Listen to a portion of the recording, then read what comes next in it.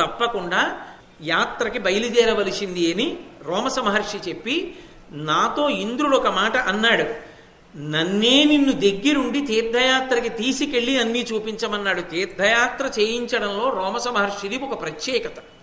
ఎక్కడ ఏ ఉన్నాయో తీసుకెళ్ళి చూపించగలడు. అటువంటి సమర్థులు లేడనుకోండి, యాత్రకి వెళ్ళి ఏం ప్రయోజనం? ఎక్కడ ఏముందో మనకు తెలియదు. వెళ్ళొచ్చేశాక అయ్యో అక్కడ అది ఉందా అండి మాకు తెలియదు అంటారు. అంతవరకు ఎందుకు? నేను ఒక మాట చెప్తాను. ఇప్పుడు నేను త్రివేణీ సంగమ స్నానం గురించి చెప్పాను. చెప్పగానే అంత గొప్పదా, ఈ మధ్యనే వెళ్ళొచ్చామనో లేకపోతే వెడదాం అనుకుంటున్నామనో పక్క వాళ్ళకి చెప్పకుండా మీరు ఉండగలరా? ఆ ఆనందం అటువంటిది. ఆ త్రివేణీ సంగమ స్నానం చెయ్యాలని అంత సంతోషం కలుగుతుంది వెంటనే. దాని ఫలితం తెలిస్తే దానిలో స్నానం చెయ్యాలనేటటువంటి ఉత్సాహం అంత పెరుగుతుంది. అది చేసేటప్పుడు అరే మనకి ఇది అభ్యున్నతి హేతువు, ఏదో చెయ్యడం కాదు, చక్కగా సంకల్పం చెప్పుకొని భగవన్నామం చెప్పుకుంటూ మనం ఎంతో పవిత్రంగా ఇక్కడ గడపాలనేటటువంటి పూనిక కలుగుతుంది. అది తెలియకుండా వెళ్ళి చేసినా అదే ఫలితం ఉండొచ్చు. కానీ తెలియకుండా వెళ్ళినప్పుడు, తెలియకుండా చేసినప్పుడు ఆమూలాగ్రం తెలిసే అవకాశం ఉండదు. రోమస మహర్షి లాంటి వాడు దగ్గరుండి తీర్థయాత్ర చేయిస్తే ఎక్కడ ఏమున్నాయో చూసి అన్నిటినీ తెలుసుకుని రాగలిగినటువంటి సంతోషం వేరు కదూ. కాబట్టి నన్ను దగ్గరుండి తీసుకెళ్ళమని చెప్పాడు. ఇన్ని అస్త్రములు పొందిన కారణం చేత ఇవాళ అర్జునుడు పొందినటువంటి అస్త్ర వైభవము వలన కర్ణుడు అర్జునుని యొక్క శక్తిలో 16వ వంతుకి సరిపోడు. కాబట్టి కర్ణుడు ఏ అనుమానం లేకుండా అర్జునుని చేతిలో హతుడైపోతాడు. కర్ణుడి గురించి తలుచుకుంటేనే నాకు నిద్ర పట్టదన్నాడు ధర్మరాజు గారు. ఇప్పుడు ఆ కర్ణుడి గురించి నువ్వు ఆలోచించవలసిన పని లేదు. కాబట్టి నువ్వు సంతోషంగా బయలుదేరి తీర్థయాత్ర చెయ్యవలసింది అన్నాడు. అంటే ధర్మరాజు గారు మళ్ళీ అడిగాడు, అసలు ఈ తీర్థములకు, ఈ నదులకు, ఆ దేవాలయములకు, ఆ పర్వతములకు, ఆయా ప్రాంతములకు, ఆయా ఆశ్రమములకు అంత శక్తి ఎక్కడి నుంచి వచ్చింది? వెళ్ళి తొక్కితే, కూర్చుంటే, స్నానం చేస్తే, తాగితే, పడుకుంటే, తిరిగితే, దర్శనం చేస్తే, భగవన్నామని చెప్తే అంత శక్తి ఆ ప్రదేశాలకు ఎలా వచ్చింది? భూమి అంతా ఒక్కటైనప్పుడు ఒక ప్రదేశానికి లేని శక్తి వేరొక ప్రదేశమునందు ఎలా పటమరించింది? ఇంత శక్తి ఆయా ప్రదేశములకు ఏ కారణం చేత వచ్చిందో నాకు చెప్పవలసింది అన్నాడు. తప్పకుండా నీకు చెప్తాను. నీకు చెప్పే ముందు ఒక విశేషాన్ని చెప్పవలసిన అవసరం ఉంది. నువ్వు నన్ను ఈ భూమండలంలో ఉన్న ప్రధానమైనటువంటి తీర్థముల గురించి చెప్పమన్నావు కదూ. ఇప్పటిదాకా నేను నీకు ఆ తీర్థముల గురించి చెప్పాను. అవి వినడం వల్ల వచ్చే ప్రయోజనం ఏమిటో తెలుసా?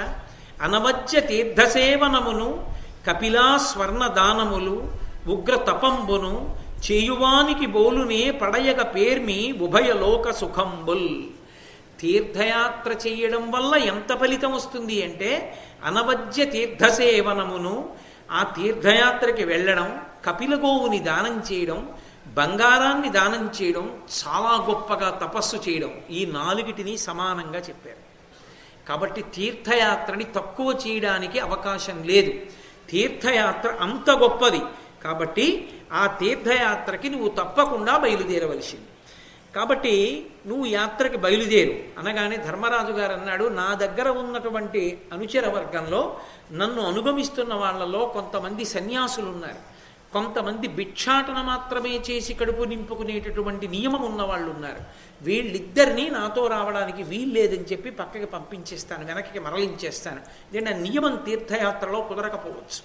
అందుకని వాళ్ళని వెనక్కి మరల్చి నేను, నా తమ్ముళ్ళు, నా భార్య, ధౌమ్యుడు మొదలైనటువంటి వాళ్ళు ఈ కామ్యక వనం నుంచి ఇంకొక 3 రోజులు ఉంటాం ఇక్కడ. ఎందుకని? తీర్థయాత్రకు కావలసినవన్నీ సర్దుకుంటాం, సర్దుకుని బయలుదేరుతాం.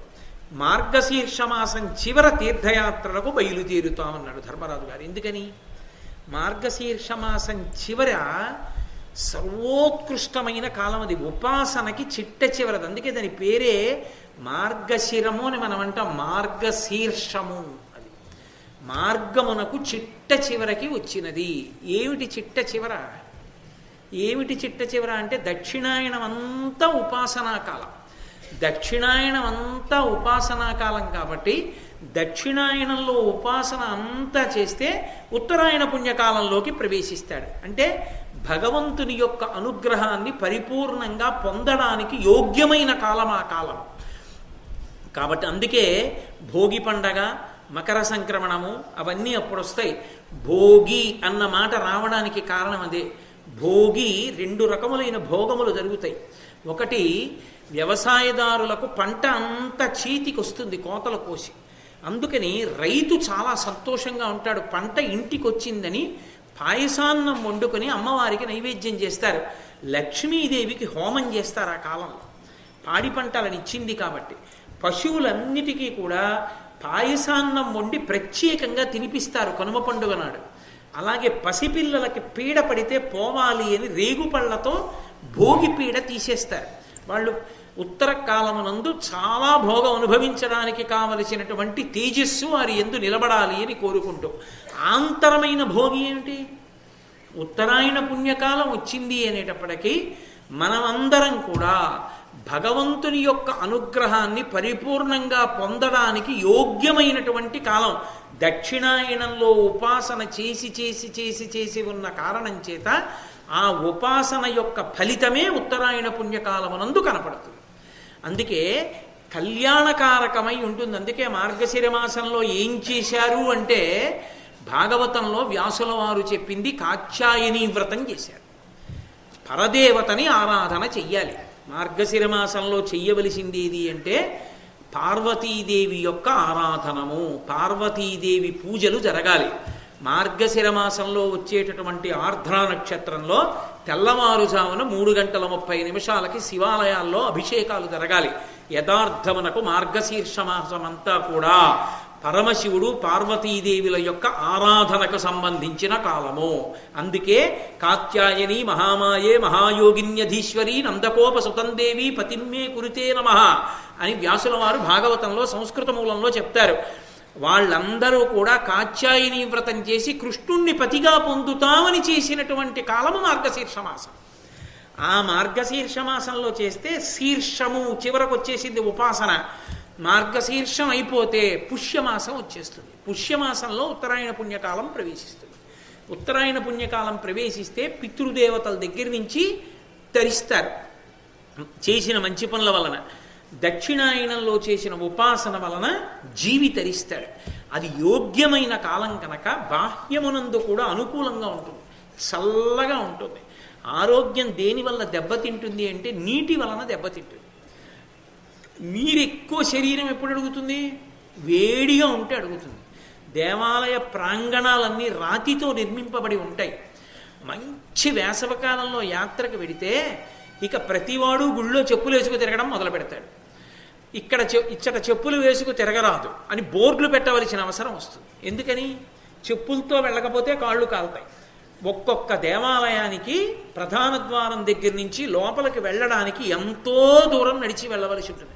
ఒకానొకప్పుడు మండు వేసవిలో శ్రీకాళహస్తిలో నేను దర్శనానికి వెడితే ప్రధాన ద్వారం దగ్గర నుంచి కాళహస్తీశ్వరుడి ఆలయం లోపలికి వెళ్ళి బయటికి వచ్చేటప్పటికి నా కాళ్ళు ఇంతంత బొబ్బలు ఎక్కిపోతే నేను ఉన్నటువంటి విడిది వరకు కూడా నడవలేక బొబ్బలు చితికిపోతాయని పక్కన ఉన్నటువంటి వేరొక ప్రాంగణంలో గది తీసుకుని సాయంకాలం వరకు ఉండి వాటికి ఏదో నూనె రాస్తే అవి కొంచెం పగిలిపోతాయేమో అనుకుంటే నా మిగిలిన యాత్ర కొంత తగ్గించుకుని నేను కాలికి గుడ్డలు కట్టుకుని రైలు ఎక్కవలసి వచ్చింది. వేసవి కాలంలో చేసేటటువంటి యాత్రకి ప్రతిబంధకం ఉంటుంది. పైగా వేసవి కాలంలో చేస్తే వడగాట్లు, అకస్మాత్తుగా ఆరోగ్యం పాడవుతుంది.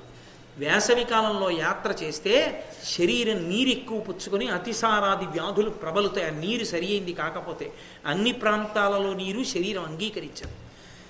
చల్లగా ఉంటుంది కాబట్టి అది ఎక్కువ నీరు అడిగేది కాదు. కాబట్టి సాత్వికమైన ఆహారాన్ని శరీరం జీర్ణం చేసుకుంటుంది. కాబట్టి ఎక్కడ పడుకున్నా ఓ దుప్పటి కప్పుకు పడుకుంటే చాలు నిద్ర పడుతుంది. కాబట్టి అన్ని వాతావరణం ఆనుకూల్యతని పొంది ఉంటుంది. కాబట్టి మార్గశీర్షమాసపు చివరి రోజులలో మహానుభావుడైనటువంటి ధర్మరాజు గారు యాత్రకి బయలుదేరారు.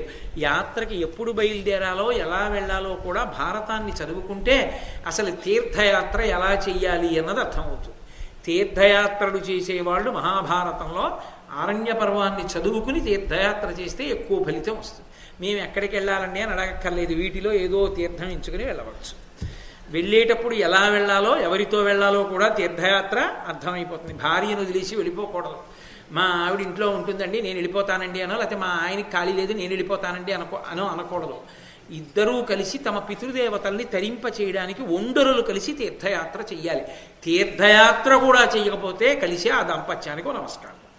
కాబట్టి వెంటనే ఆ కొన్ని వేల మంది బ్రాహ్మణులు ఉన్నారు కదా చుట్టూ, వాళ్ళందరూ అన్నారు ధర్మరాజు గారితోటి, నీ అనుజుల్ ధనుర్ధరులు అనింజ చరిత్రులు దీర్ఘ తీక్షణౌకౌక్షేయ కపాణులు అచ్చమలకీర్తులు కావగా రోమశుండు తేజోయుతుడెల్ల తీర్థములు చూపగా తీర్థములాడు వెట్క లక్ష్మీయుత ఇప్పుడు నిన్ననుగమింపగ కంటిమి పుణ్య సంపదల్. ఆ వేల మంది బ్రాహ్మణులు అన్నారు, ధర్మరాజా ధర్మరాజా, నీ అనుజులు ధనుర్ధరులు, నీ తమ్ముళ్ళు ఉన్నారే వాళ్ళు ఎప్పుడు ధనస్సు మొదలైనవి పట్టుకుని ఉంటారు, ఆయుధాలు.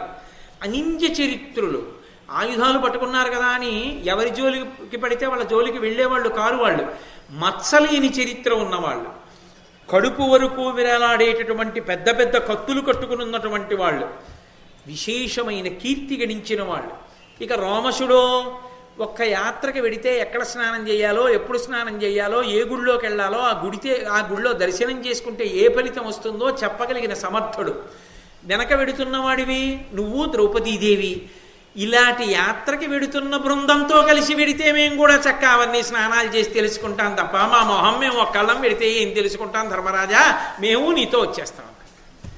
ధర్మరాజు గారు వాళ్ళ వంక చూసి ఇదెక్కడి ప్రారంధం రా, తీర్థయాత్రకి వెడదామన్నా ఇంతమంది వెనకాల ఉన్నారనుకుని ఒకసారి సంతోషించి ఆ మహానుభావుడు పురోహితుడు ధౌమ్యుడి వంక రోమశుడి వంక చూశాడు. రోమశుడు అన్నాడు, పోనీలే ఇంతమంది బ్రాహ్మణులు తీర్థయాత్రకు వస్తానంటే తీసుకెళ్ళడం ఓ పుణ్యం కానీ అన్నాడు. సరే పదండి అన్నారు. ఆ తీర్థయాత్ర మామూలు తీర్థయాత్ర కాదు. అన్ని వేల మంది బ్రాహ్మణులతోటి ధర్మరాజు గారు, భీముడు, నకులుడు, సహదేవుడు, అర్జునుడు ఇంద్రలోకంలో ఉన్నాడు. ఇక ద్రౌపదీదేవి, ధౌమ్యుడు, రోమశుడు వీళ్ళు అందరూ కలిసి నడుచుకుంటూ ఇక తీర్థయాత్రకు బయలుదేరుతున్నారు. బయలుదేరుతుంటే రోమశ మహర్షి ఒక మాట చెప్పారు, తీర్థయాత్రకి వెళ్లే ముందు మానసికంగా సిద్ధంగండి. తీర్థయాత్రకి వెళ్ళిపోవడం అంటే వెళ్ళిపోవడం, అకామిడేషన్స్ తీసేసుకోవడం, ఇంకా అక్కడి నుంచి గీజర్లు ఉన్నాయా అవి కాదయా అడగవలసింది. దేహానికి మానుషవ్రతం చెయ్యండి, బుద్ధికి దేవవ్రతం చెయ్యండి అన్నాడు. అది తీర్థయాత్ర అంటే. దేహానికి మానుషవ్రతం చెయ్యాలి. దేహానికి మానుషవ్రతం అంటే దేహము అంటే ఇది ఒకనాడు కాలిపోతుంది, దహింపబడుతుంది. కాబట్టి దేహం దహింపబడే దేహానికి ఎక్కువ సౌకర్యాలు ఇచ్చే ప్రయత్నాలు చేయకండి. మానుషవ్రతం అంటే ఇది ఖేదపడుతుందని తెలుసు కొన్ని పనులు చేస్తే, కానీ దానికి సిద్ధపరచండి దీన్ని. ఓ తెల్లవార కట్ట ఒక చోట స్నానం చేస్తే అమ్మో చలేస్తుందండి, గడగడలాడుతుందండి, ఒళ్ళు పగిలిపోతుందండి, నేను అలా కాదండి, ఇంటి దగ్గర చక్కగా వేడి నీళ్లే స్నానం చేస్తానండి అనకు. చల్లటి నీళ్లు స్నానం చేయి. నువ్వు చేయకపోతే పీడాపోయేది, చేసి వచ్చిన వాడిని ఎలా చేసావా, పడిశం పడుతుందేమో, ఎందుకు వచ్చిందంటావు అనకు. వాణ్ణి పాడు చేసేయకు తీర్థయాత్రకెళ్ళి. కాబట్టి దేహానికి మానుషవ్రతం చేయి, బుద్ధికి దేవవ్రతం చేయి. బుద్ధికి దేవవ్రతం అంటే నువ్వు ఎక్కడికి వెడుతున్నావో ఆలోచిస్తూ వెళ్ళు, ఎందుకు వెడుతున్నావో ఆలోచిస్తూ వెళ్ళు, అక్కడికి వెళ్ళి ఏం చూడబోతున్నావో తెలుసుకుని ఉత్సాహంగా వెళ్ళు, భగవన్నామని చెప్పుకుంటూ వెళ్ళు. రైళ్లల్లో వెళ్ళేటప్పుడు తీర్థయాత్ర చేసేవాళ్ళు చక్కగా ఏదైనా భగవన్నామని చెప్పుకుంటే దాన్ని ఏం తప్పు పట్టకూడదు. అది సనాతన ధర్మమునందు ఆంతరమైనటువంటి ప్రజ్ఞ. అంతేగాని అది తప్పండి, అలా చేయకూడదండి, భగవన్నామని చెప్పకూడదండి అని చెప్పడం తప్పు. భారతం చెప్తోంది అలా వెళ్ళమని. కాబట్టి చక్కగా భగవంతుని యందు బుద్ధి పెట్టుకుని బుద్ధికి దేవవ్రతం చేస్తూ తీర్థయాత్రకు బయలుదేరు. అలా తీర్థయాత్ర చేసిన సార్వభౌములు ఉన్నారయా, సామాన్యులు కారు, సార్వభౌములు తీర్థయాత్ర చేశారు. ఎంతమంది చేశారో తెలుసా? మహాభిషుడు, నాభాగుడు, భరతుడు, భగీరథుడు, ముచుకుందుడు, మాంధాత, సగరుడు, సార్వభౌముడు, అష్టకుడు, రోమపాదుడు, ఇటువంటి సార్వభౌములు తీర్థయాత్ర చేశారు. అంటే వాళ్ళు కూడా ఏ సౌకర్యాన్ని అపేక్షించకుండా కేవలంగా భగవంతుని యొక్క అనుగ్రహాన్ని మూట కట్టుకోవడానికి తమకున్నదేదో దాన్నే పెట్టుబడిగా పెట్టి లాభాన్ని ఆర్జించుకున్నారు, పుణ్యాన్ని. ఒక వ్యాపారస్తుడు వ్యాపారం చేస్తాడు, ముందు తన దగ్గర ఏది ఉందో దాన్ని పెట్టుబడిగా పెడతాడు, పెట్టి కోట్లు ఆర్జిస్తాడు. అంతేకాని తన దగ్గర ఉన్నది పెట్టుబడి పెట్టకుండా అసలు వ్యాపారం ఎలా చేస్తాడు? చేయడం కుదరదు. మనం కూడా వ్యాపారం చెయ్యాలి దీంతో. అది మానుషవ్రతం అంటే. మనకున్నదేమిటి? శరీరం. ఈ శరీరంతో నువ్వు యోగం చేయలేవు, ధ్యానం చేయలేవు, తపస్సు చేయలేవు, యజ్ఞం చేయలేవు, యాగం చేయలేవు అంటే కనీసం తీర్థయాత్రకు వెళ్ళాలి. వెళ్ళి ఓ కపిల తీర్థంలో స్నానం చేయరా అంటే, ఓ స్వామి పుష్కరిణిలో స్నానం చేయరా అంటే అక్కర్లేదని చెప్పి ఎక్కడో ఓ కాటేజ్లో కూర్చుని ఎంతసేపు ఏదో ఒక్క దర్శనానికే వెంపర్లాడి ఇంకక్కడి నుంచి ఎన్ని హోటల్స్ ఉన్నాయి, ఎక్కడ ఫుడ్ బాగా దొరుకుతుంది, పెద్ద పెద్ద కార్డులు ఎక్కడ చదువుకుందాం, ఏమి ఆర్డర్ చేద్దాం, ఏమి తిందాం, దేనికి దూరంగా ఉండడానికి తీర్థయాత్రకి వెళ్ళావు నువ్వు? ఏమిటి నువ్వు దూరంగా దేనికి దూరంగా ఉండగలవు? అసలు నిజానికి ఏ కాటేజీలు లేకపోయినా అక్కడ ఉన్న రోడ్ల మీదే వాళ్ళు తెచ్చుకున్న మూటలు తల కింద పెట్టుకుని పడుకుని, వాళ్ళకి ఎలాగో కాటేజీలు ఉండవు కాబట్టి కపిల తీర్థంలోనూ వచ్చి స్వామి పుష్కరిణిలోనూ స్నానం చేసి తలకి తైలమర్దనం కూడా చేసుకోకుండా అలాగే బొట్టు పెట్టుకుని స్వామి మీద భక్తితో గోవిందనామని చెప్పుకుంటూ దర్శనానికి పోతారే, వాళ్ళది తీర్థయాత్ర. కాబట్టి ఆ తీర్థయాత్ర చెయ్యడం అంటే మానసికంగా ముందు భగవంతునితో అనుబంధము తప్ప అన్యమును వదిలిపెట్టు. తీర్థయాత్రలో మహాపుణ్యం ఇంకోటి ఏమిటో తెలుసా? కొద్దిగా బలహీనుణ్ణి సంరక్షించడం. అయ్యా రండి మీ పెట్టె నేను పట్టుకుంటాను అంటాం, రండి జారిపోతారు నేను చేయి పట్టుకుంటానన్నాం. ఆయన స్నానం చేస్తే కాస్త ఆయన పంచి జాడించి పెట్టడం, మీరు ఇన్ని పట్టుకోలేరు, ఆ డబ్బులు నాకు ఇవ్వండి నేను పట్టుకుంటానని చెప్పి ఆయనకి ఎక్కడ ఎంత అవసరమో వచ్చి ఆయన తిరిగి వచ్చిన తర్వాత జాగ్రత్తగా పెట్టుకోండి సుమా అని ఆయన డబ్బులు ఆయనకి ఇవ్వడం. మీరు ఆరోగ్యంగా ఉన్నారా, ఇబ్బంది లేదు కదా, నడవలేకపోతే నేను తెచ్చి పెడతాను ఇక్కడికి ఆహారం అని కొంచెం ఆహారం తెచ్చిపెట్టడం. అటువంటప్పుడే అనుషంగిక పుణ్యాలు చేసుకోవడానికి ఎంతో అవకాశం కలుగుతుంది. అది మానుషవ్రతం. ఈ శరీరానికి ఉన్న బలం యొక్క స్థాయిని బట్టి చేసుకోవచ్చు. ఒకడు వృద్ధుడు ఇన్ని చేయలేడు, ఒకడు యువకుడు వాడు చెయ్యాలి, వాడికి అవకాశం ఉంది, వాడు చేసి పెట్టచ్చు. అయ్యా నేను చేసి పెడతాను ఉండండి మీకేం పర్వాలేదు అని చేసి పెట్టచ్చు. మన దరిద్రం ఎలా తయారైపోయిందంటే ఇవాళ దేశంలో తోటి యాత్రికులను నమ్మవద్దు అని చెప్పవలసి వస్తుంది. ఎందుకని? కలిపురుష లక్షణం. కాబట్టి తీర్థయాత్ర అన్నది మానుష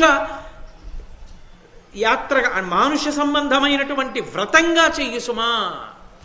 చెయ్యి తప్ప సౌకర్యముల కోసం వెంపర్లాడవద్దు వెళ్ళిన తర్వాత. అలాగని నువ్వు సంకల్పించిన యాత్ర పూర్తిగా జరగడానికి వీలు లేని స్థితిలో అనారోగ్యం వచ్చేటట్టుగా కూడా ప్రవర్తించవద్దు. అలా యాత్రకి ఇది సాధనం కాబట్టి సాధనాన్ని ఎలా వాడుకోవాలో అలా వాడుకో. నువ్వు కూడా వాడుకుని జాగ్రత్తగా రక్ష చేసుకుని 10 మంది తరించి నువ్వు తరించడానికి వీలుగా వాతావరణాన్ని ఏర్పాటు చేసి ఉంచుకో. ప్రధానమైనది ఏది యాత్రకి? ప్రధానమైనటువంటిది దేవవ్రతం. మానుషవ్రతం ఎంత అవసరమో దేవవ్రతం అంత అవసరం. తీర్థయాత్రకి కాదు, పరమేశ్వరుడే వచ్చి ఎదురుగుండా నిలబడినా కూడా లౌకిక విషయాలే మాట్లాడుకుంటామన్నవాడు ఎక్కడికి వెళ్ళి ఏమి సాధిస్తాడు? నువ్వు వెడుతున్న ప్రదేశం నీకు తెలియకపోవచ్చు, ఇంకొక ప్రదేశం నీకు తెలుసుగా, నువ్వు చూసి వచ్చింది దాని గురించి మాట్లాడుకోవచ్చు, చక్కగా అందరూ భగవన్నామని చెప్పుకోవచ్చు. లేదా ఇంతకు ముందు ఉన్న మంచి విషయాల్లోంచి కొన్ని మంచి విషయాలు మనసుకి హత్తుకున్న వాటిని పురస్చరణ చేసుకుంటూ వెళ్ళొచ్చు, ఓ భజన చేసుకుంటూ వెళ్ళొచ్చు, చక్కగా నడుస్తున్నప్పుడు అందరూ నామం చెప్పుకుంటూ వెళ్ళొచ్చు. అలా చేసినది తీర్థయాత్ర తప్ప ఉత్తినే మళ్ళీ ఆ ఉన్న ప్రదేశం మారాడంతే. తీర్థయాత్ర అని పేరు. ఏ ఒక్క సౌకర్యానికి లోటు రాకూడదంటే అది తీర్థయాత్ర ఎలా అవుతుంది ఇంకా? కాబట్టి అలా వెళ్ళండి, అలా వెళ్ళి అనుభవించండి. ధర్మరాజా నువ్వు కాదయా అన్నీ పోయి తీర్థయాత్రకు వెడుతున్నాను అనుకోకు. అన్నీ ఉన్న సార్వభౌములు చేశారు. ఎటువంటి వాళ్ళు చేశారో తెలుసా అని ఆ పేర్లన్నీ చెప్పాడు నారదుడు. కాబట్టి ఈ తీర్థములకు, ఈ క్షేత్రములకు ఇంత శక్తి ఎక్కడి నుంచి వచ్చిందని కదా నువ్వు అడిగావు. ఒక తీర్థం అంటే స్నానం చేస్తే ఫలితం వచ్చింది, ఒక పర్వతానికి ఎక్కడి నుంచి వచ్చింది? దాని కాళ్ళుతో తొక్కుతూ కదా పైకెక్కుతున్నాం. మరి ఆ పర్వతానికి ఆ శక్తి ఎక్కడిది? ఒక శ్రీశైల పర్వతానికి ఎక్కడిది? ఒక వెంకటాచల పర్వతానికి ఎక్కడిది? ఒక బదరిలో ఉన్న కొండలకు ఎక్కడిది అని కదు ప్రశ్న వేశావు. విను. వసుధ అధర్మవర్తనులకు వారల వర్ధనమెన్నడు సమంజసమయి నిల్వనేరదు, భుషంబుక నాశనము వందు దుర్మద వ్యసనుల అధర్మ వర్తన ప్రవర్ధితులయ్యును, మేము చూడరాక్షసులను దైత్య దానవులు క్రాగరెతొల్లి సహస్ర సంఖ్యలను. ఇప్పటికీ ఐశ్వర్యం ఉన్నట్లు కనబడినా అధర్మాన్ని ఆచరించేటటువంటి వాడి యొక్క ఐశ్వర్యం నిలబడదు. అది మధ్యపతనం అయిపోతుంది, భయంకరంగా పతనం అవుతుంది, మామూలుగా అవదు. అక్రమంగా ఆర్జించి తీసుకొచ్చినటువంటి ధనం వెళ్ళిపోయేటప్పుడు ప్రశాంతతనిచ్చి వెళ్ళదు. కన్నుల నీరు కారిపోయేటట్టు, నేను నా నోటితో ఉచ్చరించడం ఇష్టం లేదు, అక్రమంగా తనవి కానివన్నీ తీసుకొచ్చి ఇంట్లో పెట్టినందుకు రావణాసురుడి కళ్ళ ముందు బిడ్డలు వెళ్ళిపోయారు, కళ్ళ ముందు తోడపుట్టిన వాళ్ళు వెళ్ళిపోయారు, కళ్ళ ముందు తనని నమ్ముకున్న వాళ్ళు వెళ్ళిపోయారు, కళ్ళ ముందు తాను ఉన్న ఊరు కాలిపోయింది. ధర్మాన్ని నమ్ముకున్న విభీషణుడు చిరంజీవి అయి లంకాపట్టణానికి పరిపాలకుడయ్యాడు. ఎవడు ధర్మాన్ని పట్టుకున్నాడో వాడి ఐశ్వర్యం శాశ్వతం, ఎవడు అధర్మాన్ని పట్టుకున్నాడో వాడి ఐశ్వర్యం మధ్య పతనం. ఇప్పటికి సంపాదించిన వాడిలా గొప్పవాడిలా కనపడతాడు, కానీ అది గొప్పతనం కాదు. అది ఏదో వెలిగిపోతున్నటువంటి దీపావళి సామాను ఉంటుంది, పావులవి కట్టి వెలిగిస్తారు, కంటికి ఇంపుగా కాలుతుంది, కానీ ఒక్క క్షణంలో అది పెళపెళధ్వనులతో విరిగి కింద పడిపోతుంది బూది కుప్పై. ఆ ఐశ్వర్యం అటువంటిది. కాబట్టి ధనవంతుల అక్రమార్జనతో, అక్రమ మార్గములతో, అధర్మంతో ఉన్న వాళ్ళ స్పర్శ పవిత్రతనివ్వదు సరికదా, వారి ఐశ్వర్యము కూడా మధ్యపతన హేతువే. కానీ ధర్మరాజా, పరమధార్మికులైనటువంటి వారు కొంతమంది ఉన్నారు ఈ భూమిలో. వాళ్ళు ధర్మమే ధర్మమే ధర్మమే, ధర్మం తప్ప వేరొకటి వాళ్ళకి అక్కర్లేదు. అటువంటి వాళ్ళు ఉన్నారే, అటువంటి వారు ఎక్కడికి వెళ్ళి నిలబడ్డారో, ఎక్కడ ఉన్నారో, ఎక్కడ తిన్నారో, ఎక్కడ తాగారో, ఎక్కడ పడుకున్నారో ఆ ప్రాంతములు పునీతములయ్యాయి. అందుకని ఆ ప్రదేశములకు ఆ శక్తి వచ్చింది, అవి పుణ్యాన్ని ఇవ్వగలరు. ఒక భద్రుడు గొప్ప తపస్సు చేశాడు రామచంద్రమూర్తి గురించి. ప్రత్యక్షం అయ్యాడు శ్రీ మహావిష్ణువుగా. కాదు, నాకు రాముడిగా రా అన్నాడు. అంటే మహానుభావుడు రామచంద్రమూర్తిగా రావడానికి ఆయన విష్ణువుగా చతుర్భుజుడయ్యున్నవాడు ఆయుధాల్ని పట్టుకోవడంలో ఆయనే తత్తరపాటు పడ్డాడు భగవంతుడు. వామాంకస్థిత జానకీ పెరిల సత్కోదండ దండంకరే చక్రంచోద్భకరేణ బాహుయుగళే శంఖం శరం దక్షిణే బిభ్రాణం జలజాతపత్రనయనం భద్రాద్రి మూర్ధ్ని స్థితం కేయూరాది విభూషితం రఘుపతిం సౌమిత్రియుక్తం భజే. ఆ భద్రాద్రి, ఆ కొండ మీద కాలు పెట్టడం చాలు, ఆ భద్రాద్రి మీద నిలబడడం చాలు, అది ఆయన శిరస్సు. ఆయన తల మీద మనం నిలబడుతున్నాం నిజానికి, కానీ అంతటి పరమభాగవతోత్తముడు కనుక నా తల మీద వెలియమన్నాడు కనుక మనం ఆయన తల ఎక్కినా కొండెక్కినందుకు పుణ్యం. ఒక్కొక్క కొండకి పుణ్యం ఎందుకు వచ్చిందంటే అంతటి భాగవతోత్తములు అక్కడికి వెళ్ళారు కనుక, వెళ్ళి నిలబడ్డారు కనుక, కూర్చున్నారు కనుక, పడుకున్నారు కనుక ఆ ప్రాంతములకు అంత శక్తి వచ్చింది. ఒకప్పుడు రమణులు శరీరంతో ఉన్నారు కాబట్టి ఇప్పటికీ రమణాశ్రమంలో నెమలి పావుని చంపదు, పాము కుక్కని కాటేదు, కుక్క పిల్లిని చెనకదు, పిల్లి ఎలకని పట్టదు, కుక్క మనిషిని తరవదు. అన్నీ కలిపి సహజీవనం చేస్తూ అంత ప్రశాంతంగా ఉండగలుగుతున్నాయి. ఒక్కొక్కరి తపశ్శక్తి అలా ఉంటుంది. ఎప్పుడో త్రేతాయుగంలో ఉన్నటువంటి ఋష్యశృంగ మహర్షి యొక్క తపశ్శక్తికి సంబంధించిన ప్రకంపనలు కలియుగంలో శంకర భగవత్పాదులు ఇది తపోభూమి అని నిర్ణయించి ఇంత ప్రశాంతతకి ఆలవాలమని శృంగగిరి పీఠాన్ని నిర్ణయం చేశారు. అంటే ఒక్కొక్క మహాత్ముడి యొక్క తపశ్శక్తికి సంబంధించినటువంటి తరంగములు యుగాలు దాటిపోయినా ఉండిపోతాయి. అందువల్ల వచ్చిందయా శక్తి తప్ప పర్వతం పర్వతంగా, నది నదిగా ఇచ్చేటటువంటి శక్తి కాదు. ధర్మాత్మల యొక్క స్పర్శ వలన అంత శక్తి పొందింది. దేవతలు ధర్మవర్తులు కావన అభివృద్ధి పొంది ఘనమగు నిత్య శ్రీ విభవాన్వితులైరి. ధరణీ వల్లభ ఉన్నవారు నిరుపమ శక్తి. దేవతలు ఎప్పుడూ భోగంతో ఉంటారంటే వాళ్ళు ధర్మాన్ని నమ్మి ఉంటారు. అందుకే వాళ్ళు అంత ఐశ్వర్యాన్ని పొంది నిలకడతో ఉండగలిగారయా, లోకం చేత నమస్కరింపబడుతున్నారు. కాబట్టి ధర్మమే ఆశ్రయించదగినటువంటిది. అందుకే దేవతలు ఋషులు ఆశ్రయించిన ప్రాంతములు కనుక అవి అంత గొప్పగా మనకి అనుగ్రహాన్ని ఇవ్వగలుగుతున్నాయి.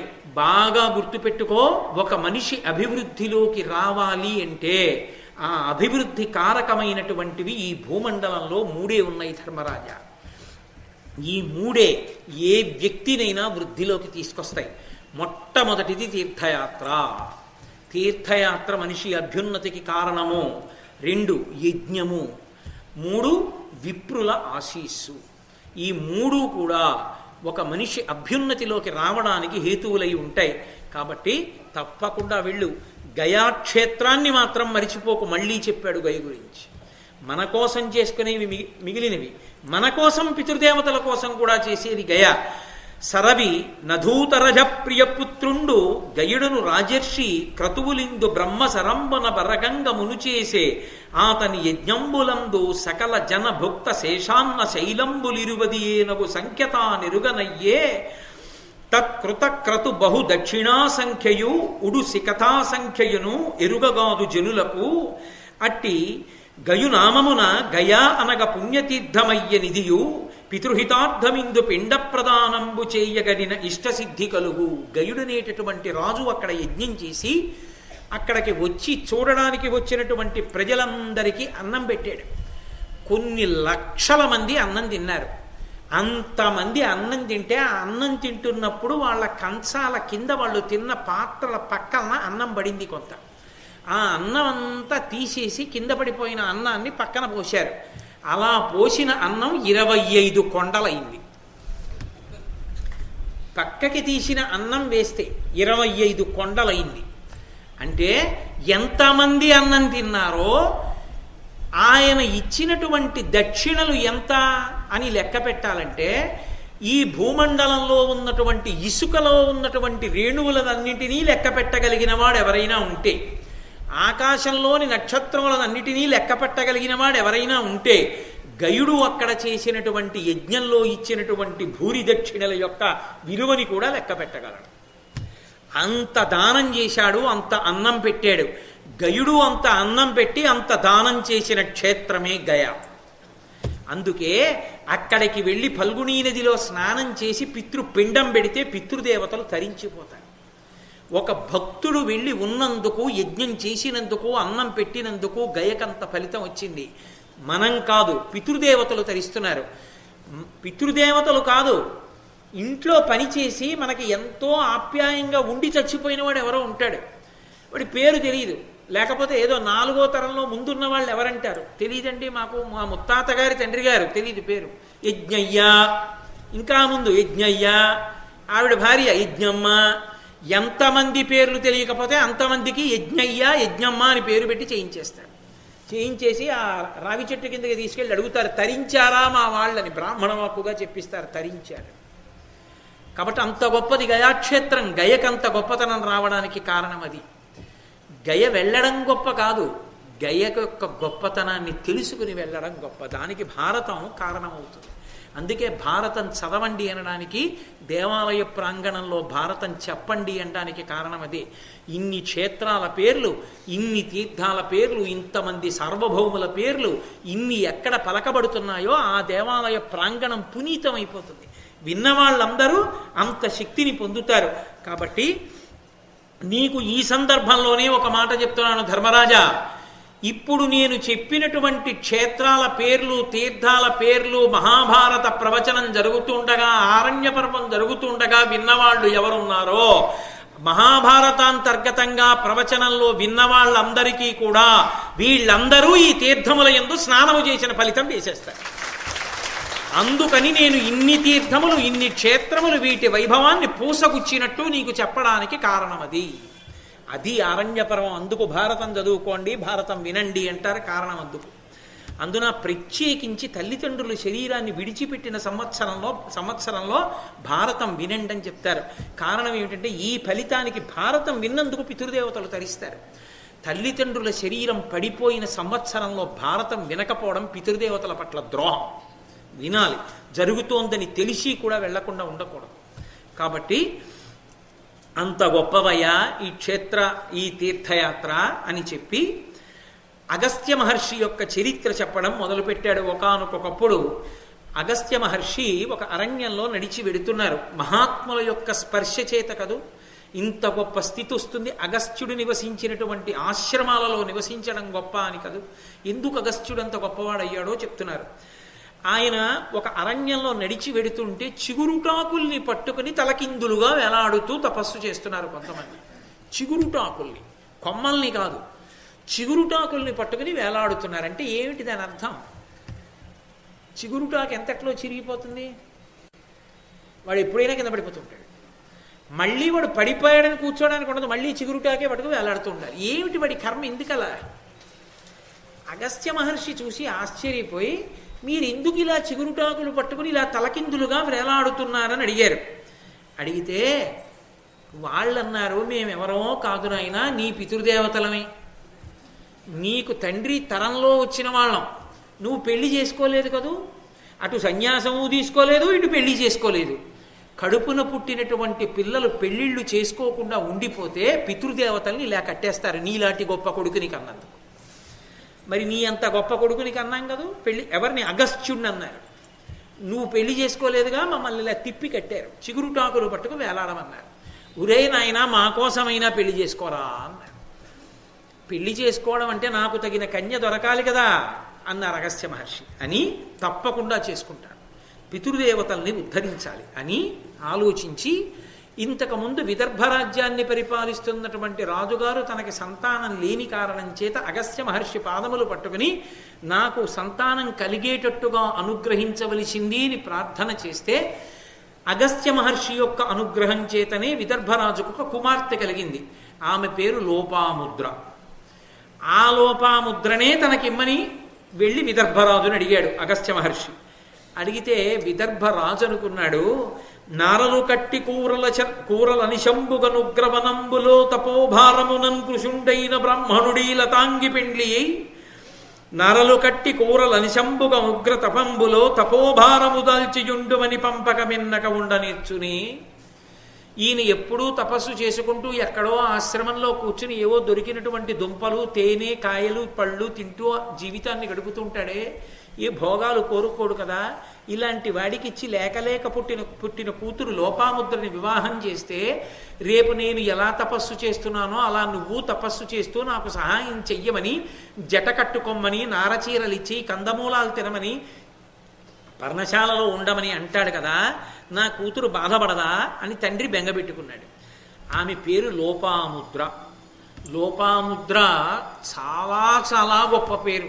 ఎందుకో తెలుసా ఆవిడ లోపాముద్ర అన్న పేరు పొందింది? ఆమె ఏది చేసినా మీరు లోపము చెప్పలేరు. శ్రీనాథుడు భీమపురాణం చేస్తే అందులో వ్యాఖ్య చేశాడు ఈ లోపాముద్ర అన్న నామానికి. ఆమె ఏది చేసినా ఇలా కాకుండా ఇలా చేస్తే బాగుండేదని ఎవ్వరూ అనడానికి వీలు లేకుండా ఏ పనినైనా చెయ్యగలిగిన తల్లి కనుక ఆమెకి లోపాముద్ర. ఏ లోపం ఉండదు ఆవిడ చేసిన పనికి. అందుకే ఇంకా అగస్త్య మహర్షి హైగ్రీవుడి దగ్గర లలితా సహస్రనామ స్తోత్రాన్ని ఉపదేశం పొందుతుంటేనే లోపాముద్రార్చిత, ఆవిడ లోపాముద్ర పూజ చేసేసింది కూడా లలితాపరా భట్టారికి. అంత గొప్పది ఆ తల్లి. కాబట్టి ఇప్పుడు ఆ లోపాముద్ర తండ్రి దగ్గరికి వచ్చింది. నాన్నగారు మీరు ఎందుకు బెంగ పెట్టుకుంటారు నిష్కారణంగా? నాకు సంతోషం అటువంటి మహర్షిని వివాహం చేసుకోవడం, కాబట్టి నన్ను ఆయనకిచ్చి వివాహం చేయండి అంది. ఆయనకిచ్చి వివాహం చేసేశాడు. అగస్త్య మహర్షి ఆవిడ్ని తీసుకుని పర్ణశాలకు వెళ్ళిపోయాడు. చక్కగా ఆయన జపం చేసుకుంటున్నాడు, తపస్సు చేసుకుంటున్నాడు. అమర్చవలసినవన్నీ వేళపట్టును అమర్చి పెడుతోంది. అలా ఎన్నో సంవత్సరముల కాలం గడిచిపోయింది. వాళ్ళిద్దరి మధ్య లౌకికంగా ఉండేటటువంటి దాంపత్య జీవనం లేదు. ఆయన తపస్సు చేస్తుంటాడు, ఆమె అమరుస్తూ ఉంటుందండి. అంత పవిత్ర జీవనం గడుపుతున్నారు. ఒకరోజు ఎందుకో అగస్త్య మహర్షి లోపాముద్ర వంక చూశాడు. ఆయనకు అనిపించింది, అరే నా భార్య కదా, ఏ భార్యకైనా ఓ కోరిక ఉంటుంది, తన భర్తనే తన కొడుకుగా పొందాలి అని కోరుకుంటుంది. భర్త తేజస్సుని భార్య మాత్రమే భరించాలని కోరుకుంటుంది తప్ప అన్యుల యందది నిక్షేపింపబడేది కాదు. కాబట్టి ఈమె నా వలన నా రూపాన్ని కొడుగ్గా పొందాలని అనుకుంటుందిగా భార్యగా. చాలా కాలమైందే వివాహం చేసుకుని, నేను తపస్సులో ఉండిపోయాను అని దగ్గరికి పిలిచి నీ కోరికేమి అని అడిగాడు. ఆవిడంది గ్రహించింది, అగస్త్య మహర్షి తనకి సంతాన ప్రదానం చెయ్యాలనుకుంటున్నాడు అని. ఆవిడంది, పత్ని ప్రజార్థముగా ధృతి పడయుట ఎందుకలయదియ అయినను నన్నతిరుచిరాంబరభూషాన్విత చేసి మనప్రియంబు నిర్మింపుదయన్. నేను ధన్యురాల్ని, నాకు సంతానం కటాక్షించాలి అని మీరు మనసులో అనుగ్రహం చేశారు. కానీ నాదొక చిన్న కోరిక. ఇది తపోభూమి, ఇది ఆశ్రమవాసం. నాకు ఒక కోరిక ఉంది. ప్రహృష్టమైన మనసుతో ఉన్నప్పుడే కదా సత్సంతానం కలుగుతుంది. చీనాంబరములు, విశేషమైనటువంటి ఆభరణములు నేను పెట్టుకుని ఉండగా నేను సంతోషంగా అటువంటి అలంకారాలతో ఉండగా మీరు నాతో సంగమిస్తే ఉత్తముడైన కుమారుణ్ణి వంశానికి పేరు తెచ్చేవాణ్ణి కనాలని నాకు కోరికగా ఉంది. తప్పకుండా నీకు అటువంటి ఐశ్వర్యాన్ని సమకూరుస్తానని తన తపశ్శక్తి చేత సృజించగలడు. ఈ పాటి ఐశ్వర్యానికి తపశ్శక్తిని వృధా చేయడం ఎందుకు, ఏ రాజుని అడిగితే ఇవ్వడని లోపాముద్ర ఆశ్రమంలో ఉండు, నేను వెళ్ళి తీసుకొస్తానని ఆయన శృతర్వుడు అనబడేటటువంటి రాజు దగ్గరికి వెళ్ళి నాకు విశేషమైనటువంటి ఐశ్వర్యము, బంగారు పల్లకి, కొన్ని వేల గోవులు, చీనాంబరములు, ఆభరణములు, భూషణములు అన్నీ కావాలన్నాడు.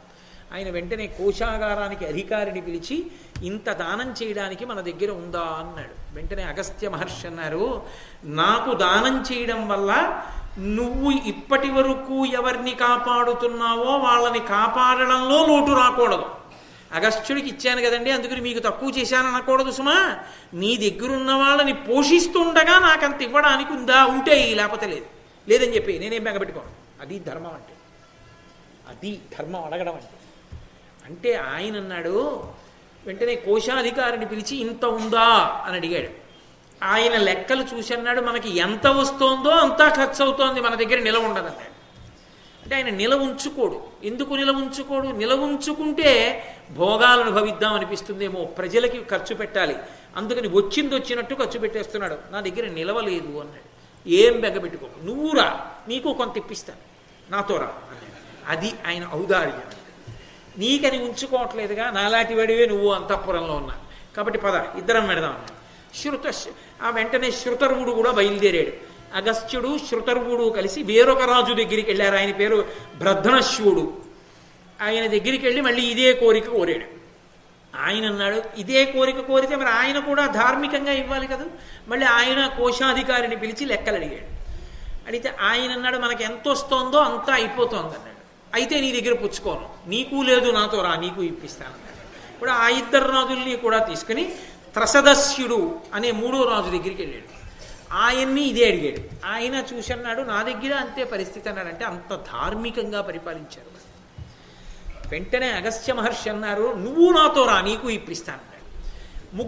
నలుగురం కలిసి వెడదాం, మీరు ముగ్గురు రాజులు, బ్రాహ్మణుడిని నేను, నలుగురం కలిసి ఐశ్వర్యం సంపాదిద్దాం పదండి అన్నాడు. అంటే అందులో రాజులు అన్నారు, ఇలా మనం ఏ రాజు దగ్గరికి వెళ్ళినా ఇదే చెప్తారు, ఎందుకని అందరూ అంత ధార్మికులే. ఇల్వలుడను ఒకడు ఉన్నాడు అరణ్యంలో, వాడి దగ్గర విశేష ధన సంపత్తి ఉంది, వాడు అధార్మికంగా సంపాదించి దాచేశాడు, ఎవరికీ పనికి రాకుండా. ఆ ఇల్వలుడి దగ్గర తీసుకుందాం పదండి, మీకే సాధ్యం అవుతుందన్నాడు. అంటే గబగబా ఆ అరణ్యంలో ఇల్వలుడున్న ప్రదేశానికి వెళ్ళారు.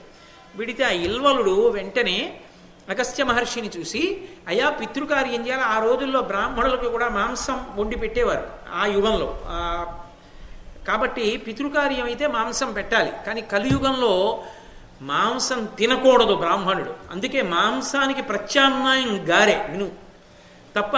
తద్దినం పెడితే మాంసం పెట్టమచ్చని కోటేశ్వరారు చెప్పారండి అనద్దు. కలియుగంలో లేదు మాంసాహార భక్షణం బ్రాహ్మణుడికి, కేవలము మినువే దానికి ప్రత్యామ్నాయం, గారె మాత్రమే పెడతారు. కాబట్టి ఆయన అగస్త్యుణ్ణి పిలిచి, అయ్యా మీరు వచ్చారు, మా పితృకార్యం మీరు రావలసిందన్నాడు.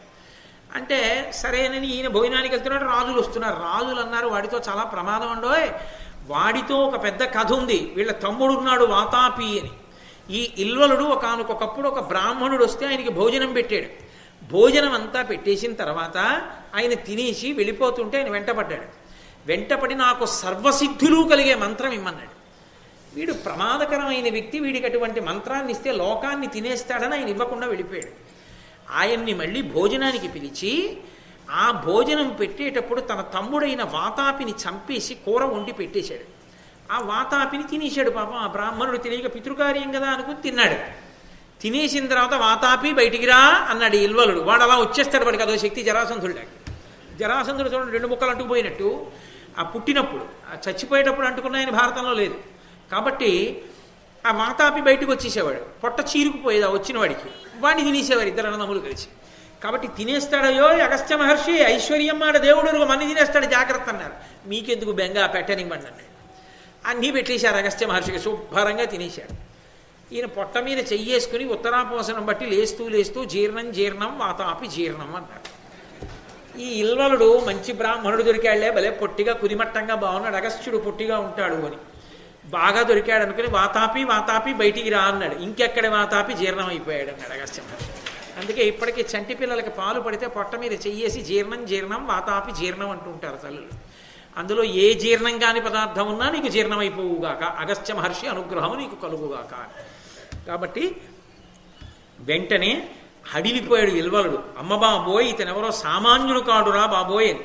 అప్పుడు ఆ ఇల్వలుడితో అడిగాడు, ఈ రాజవరులతో నేను ధనార్థినై వచ్చితి నీకు ద్రవ్యంబు కలుగుటెరిగి నాముడు అటులేని నీకు అభిమతమెంత ఎంతియు ధనమిత్తునడినా 10,000 మొదవులు 10,000 గద్దియల్ పసిడియు ఇమ్మహీపతులకిమ్మ ఒక్కొక్కనికి మరి ఒక్కనికిచ్చిన దానికి రెట్టి గోధనము ఒక్క హేమమయ రథంబు ఇమ్మునా కనిన ఇల్వలుండు తక్షణంబ తలచి ఇచ్చే అయ్యగస్త్యు చెప్పినంత ధనంబు 3 మహీపతులకు కరము నిమ్మి. వెంటనే అగస్త్య మహర్షి అన్నారు, ఆ ఇల్వలుడు భయపడిపోయాడు కదా, భయపడిపోయి అయ్య బాబో ఇదేంటి మా తమ్ముడిని తినేశాడు, ఈయన జీర్ణమైపోయిందని, మీకేం కావాలి చెప్పండి అన్నాడు. నీ దగ్గర చాలా డబ్బు ఉందని నాకు అర్థమైంది, తెలిసింది, అందుకు వచ్చాడు. నేను అడిగినంతా నువ్వు ఇవ్వాలన్నాడు. తప్పకుండా ఇచ్చేస్తానన్నాడు. ఎలాగో కొట్టి తెచ్చి దాచినవేగా అన్నిని ఇచ్చేస్తానన్నాడు. ఏమిమ్మంటావు అంటే ఆయన అన్నాడు, నాకు వీళ్ళకి రాజులు నాతో వచ్చారు 3. ఈ 3 రాజులకి ఒక్కొక్కళ్ళకి 10,000 ఆవుల చప్పున ఇయ్యి, దానితో పాటుగా 10,000 బంగారు గణ్యాదాలు ఇయ్యి. అంటే దానికి ఒక మానికం కొలత. ఇంత 10,000 గణ్యాదాల బంగారం 20,000 గోవులు చప్పున 3 రాజులకి ఇచ్చేశాడు. నీకేమిమ్మంటారన్నాడు. వాళ్ళకి ఎంత ఇచ్చావో రెట్టింపు నాకు ఇయ్యాలి. అంటే 20,000 గోవుల్ని 20,000 గణ్యాదాల బంగారాన్ని అగస్త్యుడికి ఇచ్చాడు. ఇచ్చి ఆయన తృప్తిపడి తొందరగా వెళ్ళిపోతే చాలనుకుని, అది కాక విరావము సురావము అనబడేటటువంటి 2 గుర్రములు కట్టినటువంటి ఒక బంగారు రథాన్ని ఇచ్చాడు. ఇచ్చి అగస్త్య మహర్షిని సాగనంపాడు. ఇప్పుడు ఈ బంగారు రథం ఎక్కి అగస్త్య మహర్షి ఆశ్రమానికి వచ్చారు. రా లోపాముద్ర, ఇవన్నీ పెట్టుకో, నీకు కావలసిన నగలు పెట్టుకో, చీనాంబరాలు కట్టుకో, ఎంత ఐశ్వర్యవంతులమో చూసావా, 20,000 గోవులు ఉన్నాయి మనకి, దా బంగారు రథం ఎక్కి విహారం చేసి వద్దాం. సంతోషంగా ప్రహృష్టంగా మన ఇద్దరం కలవాలన్నావు కదూ, కాబట్టి రా అని అగస్త్య మహర్షి ధర్మపత్ని లోపాముద్రతో కలిసి విహారం చేసి వచ్చారు. వచ్చిన తర్వాత అగస్త్యుడు అడిగాడు, 10 బోలెడు సుతుల నూర్వుర పడయంగవలతో 10 నూర్వురకెనయగు సుతుల పడయంగవలతో వదలక వేవురు సుతుల పడయంగవలతో వేవురకు గదియంగ నుత్తము నొక్కరు వలతో కమలాయతాక్షి. లోపాముద్ర, నువ్వు చెప్పు, నీకు ఎటువంటి కొడుకు కావాలి? 10 మందితో సమానమైనటువంటి 100 మంది కొడుకులు కావాలా? 10 మందితో 10 మంది 100 మందితో సమానమైనటువంటి 10 మంది కొడుకులు కావాలా? 1000 మంది కొడుకులు కావాలా? 1000 మందితో సమానమైన ఉత్తముడైన ఒక కొడుకు కావాలా? ఎవరు కావాలో అడుగు అన్నాడు. అంటే ఆవిడంది లోపాముద్ర, వేవురు బోలెడు వాణి మహావీర్య గుణాఢ్యనొక్క ఆత్మజు బడయంగా వలతు అపేత గుణుల్ వేవురు సుతులయ్యు ఎందు విఫలమ కాదే. ఎందుకయ్యా అంతమంది కొడుకులు? పనికి మాలిన వాళ్ళు ఎంతమంది కొడుకులుంటే మాత్రం ఉపయోగమే ఉంది. 1000 మందితో సమానమైన ఒక్క కొడుకునిస్తానన్నావే, అటువంటి కొడుకు వేదాంతములను తెలుసుకోగలిగినటువంటి వాడు, మహాపుణ్యాత్ముడు, గొప్ప శీలమున్నవాడు, మన వంశమంతా ఎవరి వలన తరిస్తుందో అటువంటి కొడుకు నీ వలన నాకు కావాలని తప్పకుండా నీకు అనుగ్రహిస్తున్నానన్నాడు. మహానుభావుడైనటువంటి కుమారుడు జన్మించాడు లోపాముద్రాదేవికి. తనయుడు దృఢస్యుడనగా అనవజ్యుడు వేదములు రహస్యంబులతో నరగ జపంబు చేయుచు నినతేజుడు పుట్టె భువనమెల్ల వెలుంగన్. ఈ భువనాలన్నీ భూమి అంతా కూడా వెలిగిపోయేటట్టుగా సూర్య భగవానుడితో సమానమైనటువంటి తేజస్సు కలిగినటువంటి వాడు దృఢస్యుడు అనబడేటటువంటి ఒక కుమారుడు జన్మించాడు. ఆ కుమారుడు 4 వేదములు వేదాంగములు వాటి తాత్పర్యములతో రహస్యములతో తెలుసుకున్నవాడై నిరంతరము వేదమంత్రములను జపం చేసేటటువంటి మహాపురుషుడైనటువంటి వాడు, లోకములకు కీర్తి తేగలిగిన వాడు. ఎవరు జన్మిస్తే లోకములన్నీ కూడా విపరీతమైన ఖ్యాతిని పొందుతాయో అటువంటి మహాద్భుతమైనటువంటి కుమారుణ్ణి లోపాముద్రాదేవి కన్నది. దాని చేత అగస్త్యుని వంశమంతా తరించింది. అంత గొప్ప కొడుకుని కని ఆ తల్లి అగస్త్య మహర్షి సంతోషించారయా. అటువంటి మహానుభావుడైన అగస్త్యుడు ఆయన వేరు వేరు చోట్ల నివసించిన ఆశ్రమ ప్రాంగణములు తీర్థయాత్రలయందు సేవించదగినవి అని. ఇంకా అగస్త్య మహర్షి యొక్క జీవితం ఏమిటో, ఆయన గొప్పతనం ఏమిటో వరుసగా నారదుడు ఆ రోమశ మహర్షి ధర్మరాజు గారితో మాట్లాడతారు. ఆ మిగిలిన వృత్తాంతం ఏమిటో, అగస్త్య మహర్షి జీవిత చరిత్ర అసలు అది వింటే చాలు. అంతటి మహాత్ముల యొక్క జీవన విధానాన్ని, వారి విశేషాల్ని వినడమే గొప్ప. అందున రేపు ఉన్నది చాలక మహానుభావుడు నన్నయ్య గారు గంగావతరణాన్ని కూడా తీసుకొచ్చారు. కాబట్టి గంగావతరణము మొదలైనటువంటి ఘట్టాలతో కూడుకున్న భాగాల్ని రేపటి రోజున విజ్ఞాపన చేస్తాను. మళ్ళీ తిరిగి 6:30 రేపు కలుసుకుందాం. భగవానుడు పలికించినంత మేర మళ్ళీ రేపు ప్రారంభం చేద్దాం. మంగళాశాసన పరై పదాచార్య పురోగమై సర్వైశ్చ పూర్వైరాచార్యై సత్కృతాయాస్తు మంగళం. మంగళం కోసలేంద్రాయ మహనీయ గుణాత్మనే చక్రవర్తి తనూజాయ సర్వభౌమాయ మంగళం. ఉమాకాంతాయ కాంతాయ కామితార్థప్రదాయినే శ్రీగిరీశాయ దేవాయ మలినాథాయ మంగళం. సర్వం శ్రీ ఉమామహేశ్వర పరబ్రహ్మార్పణమస్తు. స్వస్తి.